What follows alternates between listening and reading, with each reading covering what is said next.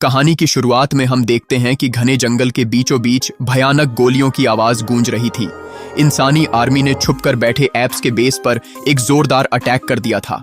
अब यहाँ हम देखते हैं कि सीजर अपने घायल साथियों को बचाते हुए एक डिफेंस लाइन तैयार कर रहा है। आग के गोलों और रॉकेट्स ने एप्स की पहली लाइन को पूरी तरह बर्बाद कर दिया था, लेकिन तभी सीजर का मास्टर प्लान काम आता है। एप्स स्मोक बॉम्ब्स फेंकते हैं और धुआं होते ही आसमान से तीरों की ऐसी बारिश होती है कि इंसानी सिपाही वहां से भागने पर मजबूर हो जाते हैं। मगर यहाँ एक प्रॉब्लम थी। इस जंग में कुछ गद्दार एप्स इंसानों के साथ मिल गए थे और 63 बहादुर एप्स अपनी जान गंवा चुके थे। गुस्से में सीजर एक गद्दार को पकड़कर उसे एक जोरदार पंच मारता है, लेकिन फिर भी अपनी इंसानियत नहीं खोता। वो उसे जिंदा छोड़ देता है ताकि वो अपने कर्नल को सीजर का पीस मैसेज दे सके। इसी बीच सीजर का बड़ा बेटा 2 साल बाद लौटता है और एक खुशखबरी देता है कि उन्हें रेगिस्तान के पार एक बहुत ही सेफ जगह मिल गई है। सारे एप्स खुशी से झूम उठते हैं। सब कुछ परफेक्ट लग रहा था, लेकिन रात के अंधेरे में एक भयानक धोखा होने वाला था। रात के सन्नाटे में झरने के पानी के अंदर से कुछ हरी लेजर लाइट्स चमक हैं। सीजर की आंख खुलती है और वो समझ जाता है कि इंसान उनके घर के अंदर घुस चुके हैं। अब सिर्फ कुछ ही मिनट बचे थे। वो तुरंत अपने बड़े बेटे को जगाता है और उसे अपनी माँ और छोटे भाई को प्रोटेक्ट करने के लिए कहता है। सीजर जैसे ही बाहर निकलता है, उसे एक इंसानी सिपाही दिखता है जिसे उसका बेटा ऊपर से कूदकर मार गिराता है। पर असली खतरा तो कहीं और था। जब सीजर भागकर अपने घर वापस पहुंचता है तो उसके पैरों तले जमीन खिसक जाती है। उसकी पत्नी और उसका बड़ा बेटा खून से लथपथ जमीन पर पड़े थे और सामने खड़ा था वो बेरहम कर्नल जिसने उन दोनों का मर्डर किया था। कर्नल सीजर पर गोली चलाता है और एक रस्सी के सहारे वहां से भागने लगता है। सीजर पागलपन में उसके पीछे दौड़ता है, लेकिन कर्नल चालाकी से रस्सी काट देता है और सीजर एक उफनती हुई नदी में जा गिरता है। मौत के मुंह से वापस आने के बाद सीजर को एक और बड़ा शौक लगता है कि विंटर नाम के एक सफेद ऐप ने उनके साथ गद्दारी की थी और इंसानों को रास्ता बताया था। सीजर पागलों की तरह अपने छोटे बेटे को ढूंढता है। जब वो उसे जिंदा देखता है तो एक पिता की रुला देने वाली तड़प बाहर आ जाती है। दोनों एक दूसरे को कसकर गले लगा लेते हैं। सीजर अब एक सिंगल फादर बन चुका था और उसके दिल में सिर्फ और सिर्फ बदले की आग जल रही थी। अगली सुबह सीजर अपने पूरे कबीले को नई जगह जाने का आर्डर देता है और खुद कर्नल को मारने के लिए एक सुसाइड मिशन पर निकल पड़ता है। लेकिन उसके कुछ वफादार दोस्त उसे अकेला नहीं छोड़ते और उसके पीछे पीछे घोड़ों पर आ जाते हैं। रास्ते में एक सुनसान केबिन के पास उनका सामना एक इंसान से होता है। वो इंसान अपनी गन निकालने ही वाला होता है कि तभी सीजर उसे गोली मार देता है। ये सीजर का पहला कोल्ड ब्लडेड मर्डर था और उसे खुद के अंदर कोबा नाम के उस शैतान ऐप की परछाई दिखने लगती है। जब वो केबिन के अंदर जाते हैं तो उन्हें एक छोटी सी गूंगी इंसानी बच्ची मिलती है। सीजर उसे छोड़ना चाहता था, बट अपने दोस्तों के कहने पर वो उसे अपने साथ ले लेता है। सफर के दौरान उन्हें फाइनली आर्मी का वो कैंप मिल जाता है जहां वो गद्दार विंटर छुपा था। सीजर और उसके दोस्त उसे चुपके से पकड़ लेते हैं। विंटर चिल्लाने की कोशिश करता है और उसे चुप कराने के चक्कर में सीजर के हाथों गलती से उसका दम घुट जाता है। विंटर मर चुका था। सीजर शौक में उस छोटी बच्ची को देखता है और उसे एहसास होता है कि वो धीरे धीरे एक मॉन्स्टर बनता जा रहा है। अगले दिन वो लोग एक बर्फीले इलाके से गुजरते हैं और उन्हें एक अजीब सा ऐप मिलता है जिसका नाम बैड ऐप था। वो उन्हें बताता है कि इंसान एक बहुत बड़े मिलिट्री बेस में रुके हुए हैं।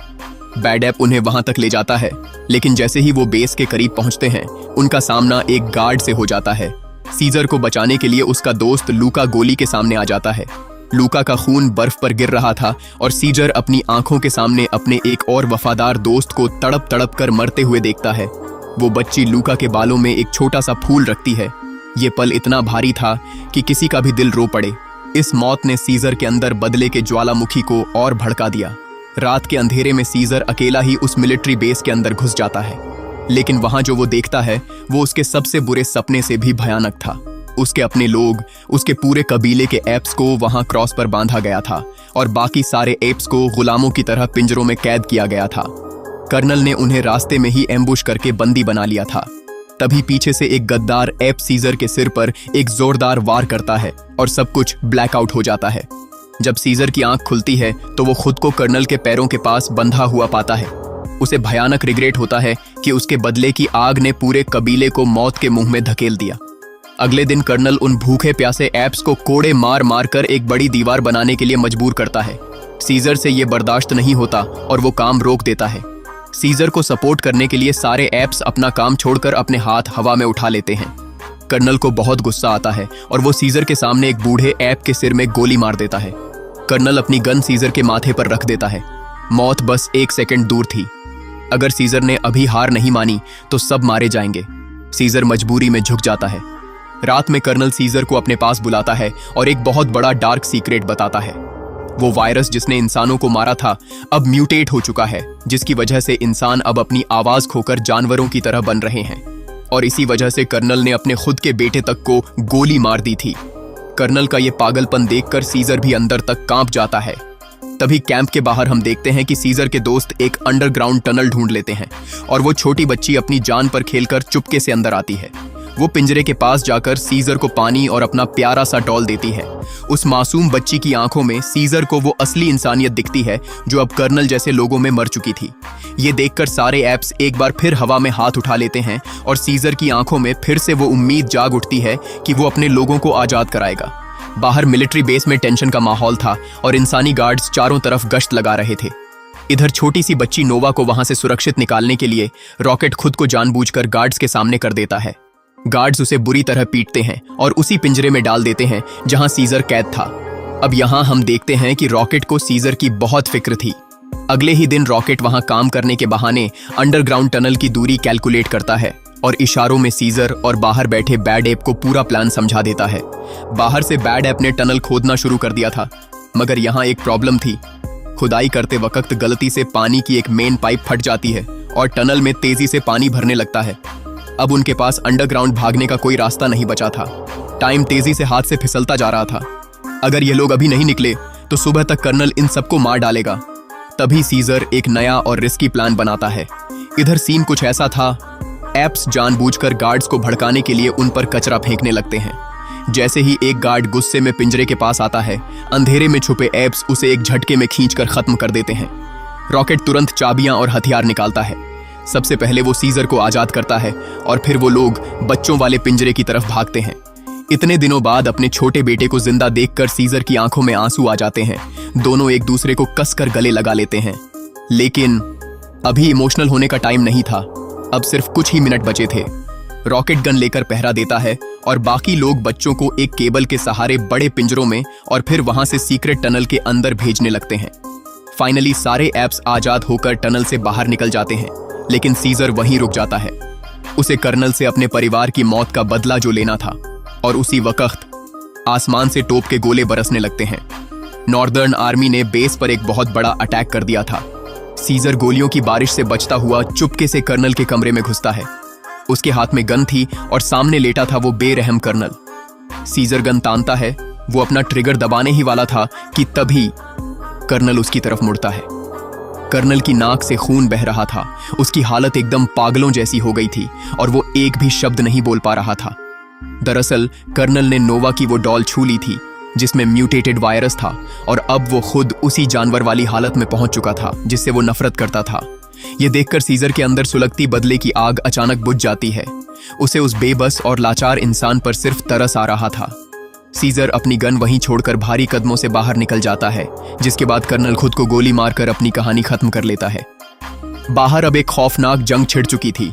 नॉर्दर्न आर्मी और कर्नल के सिपाहियों के बीच खूनी खेल चल रहा था। लेकिन तभी भागते हुए बेगुनाह एप्स इंसानों की नजरों में आ जाते हैं।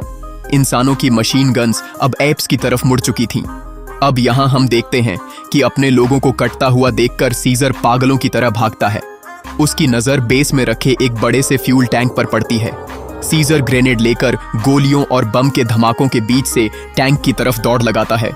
इधर वो गद्दार ऐप रेड डंकी सीजर को अपने लोगों के लिए जान की बाजी लगाते हुए देखता है तो उसका ज़मीर अचानक जाग उठता है।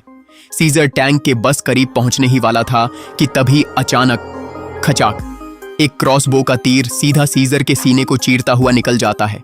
सीजर तड़प कर गिर पड़ता है और ग्रेनेड उसके हाथ से छूटकर दूर बर्फ पर जा गिरता है। अब सिर्फ चंद सेकंड्स का खेल था। गद्दार ऐप रेड डंकी अपनी जान की परवाह किए बिना उस इंसानी गार्ड को मार गिराता है और अपनी जान कुर्बान कर देता है। सीजर अपनी आखिरी बची हुई हिम्मत जुटाता है, दांत भींचकर उस ग्रेनेड को उठाता है और सीधा उस फ्यूल टैंक पर दे मारता है और बूम, एक कान फाड़ देने वाला धमाका होता है और पूरा मिलिट्री बेस आग के समंदर में बदल जाता है। सीजर तुरंत टनल में कूदकर अपनी जान बचाता है, लेकिन बम के इस भयानक धमाके की वजह से पहाड़ों पर एक बहुत बड़ा एवलांच आ जाता है। बर्फ का एक विशाल सैलाब उस पूरी नॉर्दर्न आर्मी को जिंदा निगल लेता है। एप्स और सीजर ऊंचे ऊंचे पेड़ों पर चढ़कर अपनी जान बचाते हैं। कुछ दिनों के लंबे और थका देने वाले सफर के बाद फाइनली वो अपने नए घर पहुंच जाते हैं। एक बेहद खूबसूरत हरी भरी वादी, उनकी अपनी नई दुनिया। सारे एप्स आजाद थे, बच्चे खुशी से खेल रहे थे, लेकिन सीजर एक किनारे चुपचाप बैठा था। उसका सबसे वफादार दोस्त मॉरिस उसके पास आता है। सीजर धीरे से अपना हाथ हटाता है और मॉरिस को अपना वो गहरा घाव दिखाता है जहां उसे तीर लगा था। घाव बहुत गहरा था और सीजर अब अंदर से टूट चुका था। मॉरिस रोते हुए सीजर का हाथ पकड़ता है और उससे वादा करता है कि आने वाली नस्लें कभी नहीं भूलेंगी कि सीजर ने उनके लिए क्या कुर्बानी दी है। सीजर आखिरी बार प्यार से अपने लोगों को, उस खूबसूरत वादी को और बच्चों को मुस्कुराते हुए देखता है। उसके चेहरे पर एक अजीब सा सुकून था कि उसने अपना फर्ज निभा दिया। वो धीरे से अपनी आंखें बंद करता है और हमेशा के लिए सो जाता है। एक महान लीडर, एक किंग का सफर यहीं हमेशा के लिए खत्म हो जाता है। अगर आपको इस कमाल की फिल्म का एक्सप्लेनेशन और कहानी पसंद आई हो तो इस वीडियो को लाइक जरूर करें और ऐसे ही मजेदार एक्सप्लेनेशन के लिए चैनल को सब्सक्राइब करना मत भूलना मेरे दोस्त।